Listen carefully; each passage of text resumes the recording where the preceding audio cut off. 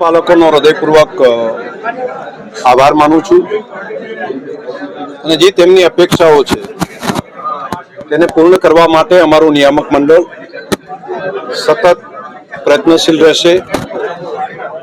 અમારા નિયામક મંડળે મને અને માન્ય ભાવાભાઈ રબારીને ચેરમેન અને વાઇસ ચેરમેન તરીકેની જવાબદારી સોંપી છે.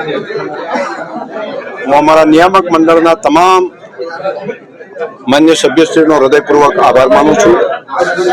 અમારા નિયામક મંડળની અંદર સિનિયર વડીલો છે, તેમનું માર્ગદર્શન મળશે અને યુવાનો છે તે ઉત્સાહપૂર્વક વધારે કામ કરશે. દેશના પ્રધાનમંત્રી મોદી સાહેબ અલગ સહકાર મંત્રાલય રાખીને તેનું નેતૃત્વ, તેની જવાબદારી દેશના ગૃહમંત્રી અમિતભાઈ શાહ સાહેબને સોંપી છે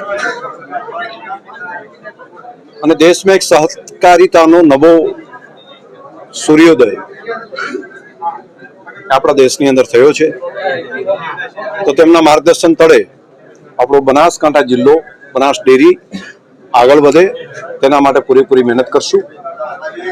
રાજ્યની અંદર પણ માન્ય શ્રી ભૂપેન્દ્રભાઈ પટેલની સરકાર અને સહકાર મંત્રાલય તરીકે માન્ય જીતુભાઈ વાઘાણી, તે બંને પણ હવે સહકારના અનુભવી આગેવાનો છે.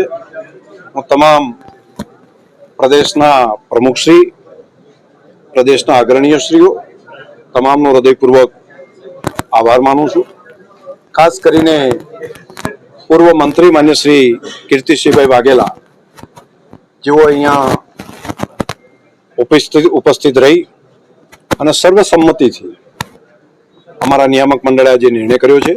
હું હૃદયપૂર્વક સૌ પ્રદેશના આગેવાનોનો અને સૌ લાખો પશુપાલકોનો હૃદયપૂર્વક આભાર માનું છું. તેમની જે અપેક્ષાઓ છે, જે આકાંક્ષાઓ છે, એને અનુરૂપ બનાસ ડેરી એ માત્ર ગુજરાત રાજ્યની અંદર નહીં, પૂરા દેશની અંદર અને દુનિયાની અંદર લાખો પશુપાલકોનું ગૌરવ વધારે અને તેમની સુખાકારી વધે તે પ્રમાણેના અમારું નિયામક મંડળ મહેનત કરશે.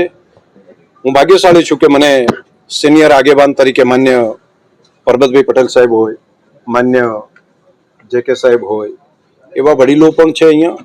અને યુથ ટીમ અમારા પીજેભાઈ હોય, ભાઈ ભરતભાઈ હોય, બાહુભાઈ હોય, તમામે તમામ અમારા અમરતજી હોય કે અહીંયા ફલજીભાઈ, અમારું પૂરું નિયામક મંડળ ખૂબ ખંતપૂર્વક, એ બાબુભાઈ, અમારા બહેનો, 4 તો બહેનો છે કે જેનું પહેલી વખત માર્ગદર્શન નિયામક મંડળને મળી રહ્યું છે. હું અભિનંદન આપીશ કે અમે સૌ સાથે